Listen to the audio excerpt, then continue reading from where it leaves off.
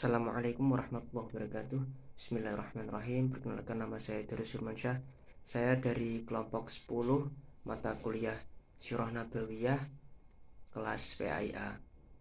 Sebelumnya saya ucapkan terima kasih kepada Ibu dosen Ulfah Rahmawati MPDI yang kami cintai, yang telah memberi kami kesempatan untuk menyampaikan materi yang berjudul peperangan penting pada masa Rasulullah SAW.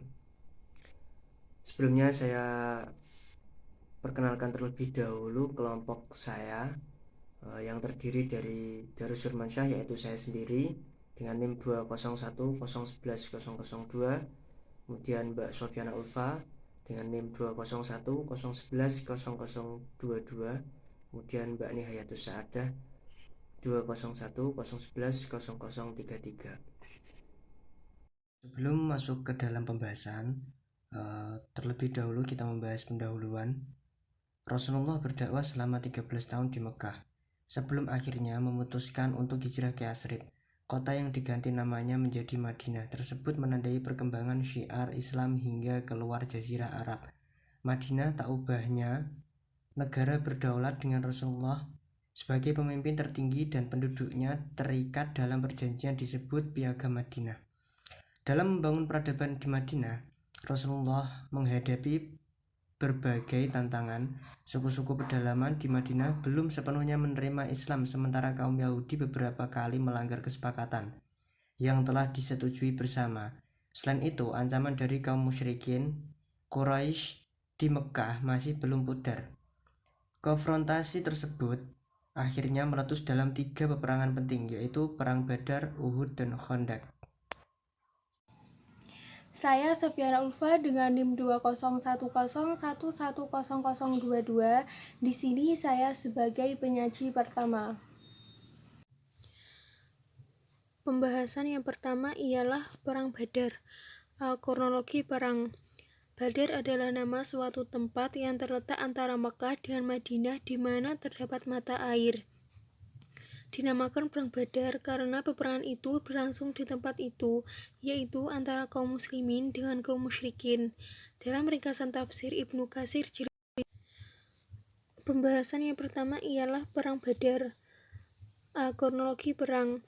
Badar adalah nama suatu tempat yang terletak antara Mekah dengan Madinah di mana terdapat mata air. Dinamakan Perang Badar karena peperangan itu berlangsung di tempat itu, yaitu antara kaum muslimin dengan kaum musyrikin. Dalam ringkasan tafsir Ibnu Katsir jilid 2 disebutkan bahwa kaum muslimin berjumlah 310 dan kaum musyrikin berjumlah 1000 lebih. Peristiwa peperangan Badar itu terjadi pada tahun kedua Hijriah. Kisah ringkas peperangan Badar dapat diikuti sebagai berikut ini. Dalam Fiqh Sirah karya Muhammad Al-Ghazali diceritakan bahwa tersiar berita di kota Madinah tentang adanya sebuah kafilah besar kaum musyrikin Quraisy berangkat meninggalkan Syam pulang ke Mekah. Kafilah itu membawa barang perniagaan yang sangat besar nilainya. 1000 ekor unta pemenuh muatan barang-barang berharga di bawah pimpinan Abu Sufyan bin Harb, diikuti oleh tokoh-tokoh Mekah lainnya yang jumlah keseluruhannya tidak lebih dari 30-40 orang. Ketika berita itu sampai kepada Rasulullah SAW, beliau lalu mengajak kaum muslimin menyambut kedatangan khalifah tersebut. Rasulullah berkata, "Inilah kafilah Quraisy yang membawa harta kekayaan mereka. Berangkatlah menghadang mereka. Mudah-mudahan Allah akan menyerahkan harta benda mereka kepada kaummu sekalian." Ajakan Rasulullah tersebut segera dipenuhi oleh sebagian kaum muslimin, dan ada sebagian lagi keberatan dan enggan mengira Rasulullah tidak akan ikut menghadapi peperangan. Terhadap mereka yang enggan untuk ikut serta, Rasulullah sangat prihatin. Beliau memperingatkan jika sekiranya kaum muslimin tidak mengambil kesempatan, niscaya harta kekayaan itu akan luput dan penduduk Mekah pasti akan menyerbu Madinah. Oleh karena itu, beliau bertekad bersama kaum muslimin yang atas kemauan sendiri menghadap kaum musyrikin. Semula kaum muslimin yang ikut serta berangkat bersama Rasulullah mengira keberangkatan kali ini akan sama dengan tugas-tugas seperti sebelumnya. Sama sekali tidak terlintas dipikirkan mereka bahwa ekspedisi kali ini akan mengalami suatu kejadian yang paling penting dalam sejarah Islam. Sementara itu, rombongan kaum musyrikin ketika telah dekat Hijaz dalam perjalanan pulang, mengerahkan beberapa orang mata-mata untuk memantau keadaan karena khawatir akan keselamatan rombongan. Sebab Abu Sufyan selaku pimpinan rombongan Khalifah telah mendengar kabar bahwa Muhammad SAW telah mengerahkan sahabat-sahabatnya untuk mengganggu perjalanan mereka. Damdan bin Amr al-Ghifari segera berangkat ke Mekah, sementara Rasulullah SAW telah berangkat bersama sahabat-sahabatnya dan telah sampai suatu lembah bernama Zafran. Sesampainya beliau turun dan sejenak kemudian pecahlah berita bahwa orang-orang Quraisy tengah di perjalanan mereka untuk membela kafilah Abu Sufyan. Di kota Mekah, Ibnu Amr al-Ghifari membakar semangat kaum Quraisy agar mereka semuanya siap. Dengan darah mendidih, mereka berangkat tanpa menghiraukan kesulitan dan rintangan. Mereka terdiri dari 950 orang prajurit dan membawa 200 ekor kuda. Bersama mereka turut serta beberapa orang wanita memukul rebana dan menyanyikan lagu-lagu mengejek kaum muslimin.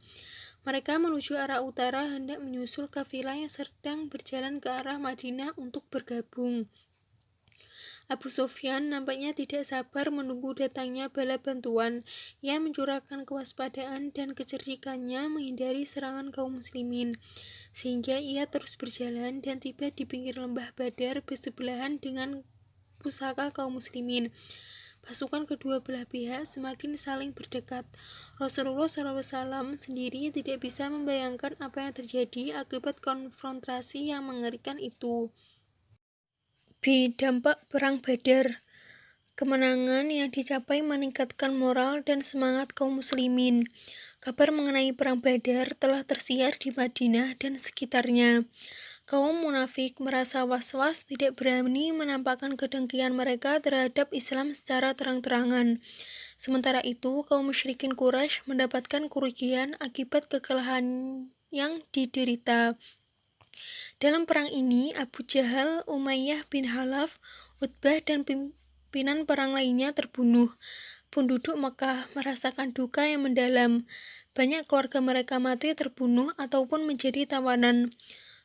Kekalahan pada Perang Badar mengancam kekuasaan dan perdagangan kaum Quraisy Mekah di daerah Hijaz. Yang kedua ialah Perang Uhud.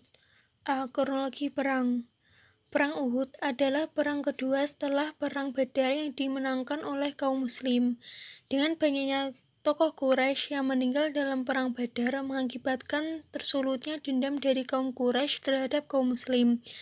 Perang Uhud terjadi pada tahun ketiga Hijriah. Pertempuran ini terjadi di Madinah. Selain adanya dendam dari kaum Quraisy terhadap kaum muslim, ada banyak hal yang menyebabkan terpecahnya peperangan ini. Di antaranya adalah hasrat kaum Quraisy untuk menghancurkan Islam dan membunuh Rasulullah SAW.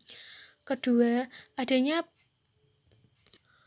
provokasi dari Ka'ab ibn Ashraf, seorang Yahudi yang menghasut para pemimpin Quraisy untuk menyerang umat Islam di Madinah.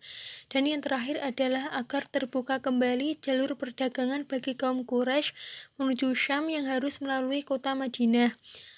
Seperti yang telah dijelaskan sebelumnya, Perang Uhud terjadi di Madinah, lebih tepatnya Perang Uhud terjadi di dekat Gunung Uhud. Bukit ini terletak di sebelah utara Madinah dengan jarak 5,5 km dari Masjid Nabawi.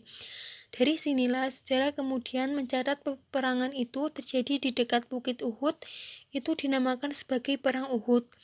Dalam peperangan ini, kaum Quraisy tercatat beranggotakan 3.000 tentara, 700 infanteri, dan 200 ekor kuda. Selain itu, juga diikut sertakan beberapa kaum wanita dalam angkatan perang ini kira-kira berjumlah 15 orang. Sedangkan pasukan kaum muslim hanya terdiri atas 1.000 tentara pada awalnya yang kemudian karena suatu hal menjadi sejumlah 700 tentara. Peperangan ini dipimpin oleh Abu Sufyan dalam kubu kaum Quraisy, sedangkan kaum muslim sendiri dipimpin oleh Rasulullah. Dan materi selanjutnya akan dilanjutkan oleh Saudari Nihayatus Saadah. Perkenalkan, nama saya Nihayatus Saadah dengan NIM 20101110033. Di sini saya akan melanjutkan penjelasan dari Mbak Sofiana Ulfa. Setelah merasa memiliki kekuatan yang cukup dan tentara dengan jumlah besar, kaum Quraisy mulai berangkat menuju Madinah. Namun hal itu diketahui oleh Nabi secara mendadak, yang kemudian dikumpulkannya beberapa perwira-perwira, para sahabat dan orang-orang berpengalaman lainnya untuk bermusyawarah menyusun strategi untuk menghadapi lawan. Turut hadir pula Abdullah bin Ubay, salah seorang munafik dari Madinah, yang menyarankan untuk melakukan strategi bertahan. Pada awalnya, kaum muslim sudah akan memenangkan pertempuran tersebut. Namun, dikarenakan ada di antara mereka tergoda oleh ghanimah dan wanita kaum Quraisy, maka pertahanan mereka pun menjadi lemah. Itulah salah satu penyebab kalahnya kaum muslim terhadap kaum Quraisy.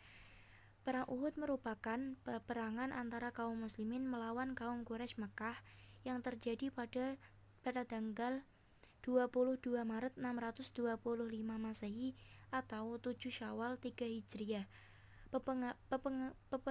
Peperangan ini terjadi di dekat perbukitan Uhud yang terletak 4 mil dari Masjid Nabawi yang mempunyai ketinggian 1000 kaki dari permukaan tanah. Perang ini dilatar belakangi oleh kekalahan kaum musyrikin Quraisy pada Perang Badar. Kaum Quraisy dengan sejumlah tentara 1000 orang melawan Muslim yang hanya berjumlah 330 pasukan. Selain itu, terbunuhnya tokoh pemuka Quraisy yaitu Abu Jahal Akin menyulut keinginan mereka untuk membalas dendam. Tokoh yang paling antusias adalah Ikrimah bin Abu Jahal, Sofwan bin Umayyah, Abu Sufyan bin Harb, dan Abdullah bin Rabi'ah. Dampak perang. Meskipun kemenangan dalam perang Uhud tidak berpihak pada kaum muslimin, Rasulullah sebagai pemimpin masih hidup sehingga menghalangi keinginan kaum Quraisy Mekah untuk membuka jalur perdagangan ke Syam. Perang Uhud meninggalkan kerugian yang besar bagi kedua belah pihak. Kaum musyrikin Quraisy menderita kerugian akibat kekalahan di awal hingga penghujung akhir perang, sementara yang meninggal dari pihak muslim kebanyakan orang dari golongan Ansor sebanyak 65 orang dengan rincian 41 dari Khazraj dan 24 dari Aus. Dari golongan Muhajirin sebanyak 4 orang gugur termasuk Hamzah bin Abdul Muthalib. Perang Khandaq.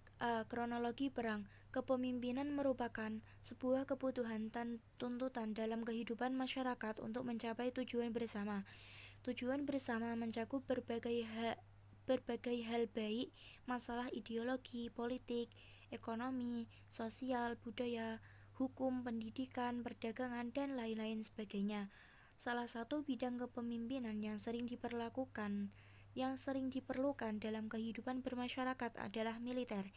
Hal ini dikarenakan situasi perang merupakan situasi yang senantiasa terjadi sepanjang masa.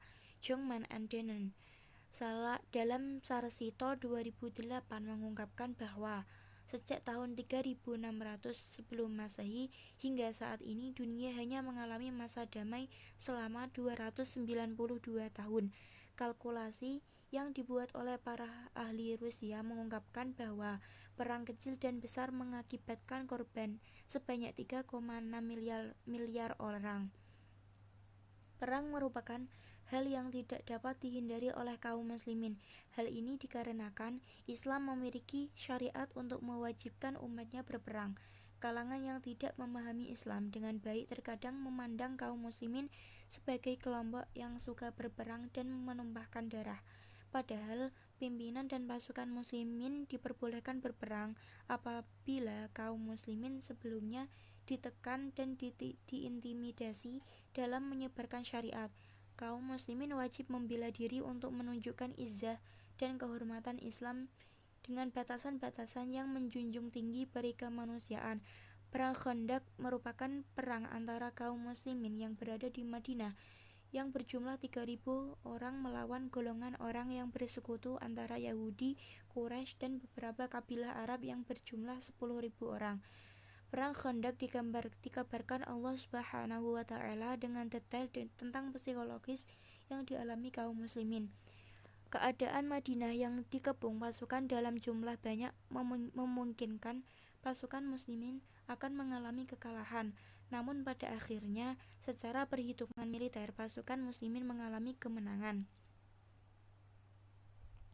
Perang Khandaq mampu dimenangkan oleh pasukan kaum muslimin sebab kepemimpinan yang ditunjukkan Nabi Muhammad SAW sebagai pemimpin militer yang tetap tenang dalam mengatasi perubahan situasi perang secara mendadak. Jumlah pasukan musuh yang banyak mampu diatasi dengan melakukan beberapa manuver politik. Rasulullah melakukan inovasi strategi perang berupa penggalian parit sebagai benteng pertahanan. Pelaksanaan rencana yang mendadak membantu menghancurkan moral dan semangat musuh sebelum pertempuran dimulai. Korban yang jatuh dari kalangan kaum muslimin berjumlah 6 orang. Perang Khandaq menjadi peperangan yang berarti bagi umat Islam karena menjadi bukti bahwa kaum muslimin berhasil menunjukkan kekuatan dengan mengalahkan semua pasukan sekutu yang berjumlah banyak. Dampak perang. Dengan tercapainya kemenangan dalam perang Khandaq, kaum musyrikin perlahan mulai menempuh jalan damai dengan pemerintah Madinah.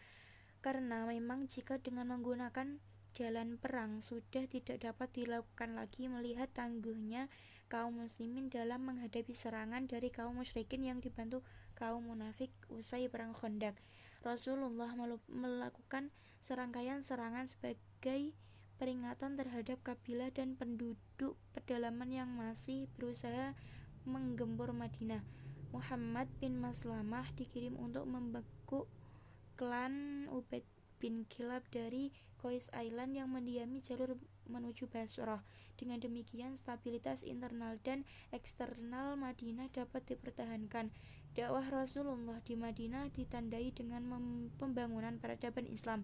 Peradaban yang masih dirintis tersebut mengalami berbagai gangguan, yaitu Islam belum sepenuhnya diterima oleh suku-suku.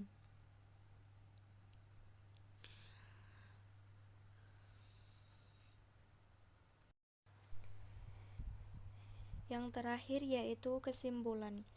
Dakwah Rasulullah di Madinah ditandai dengan pembangunan peradaban Islam.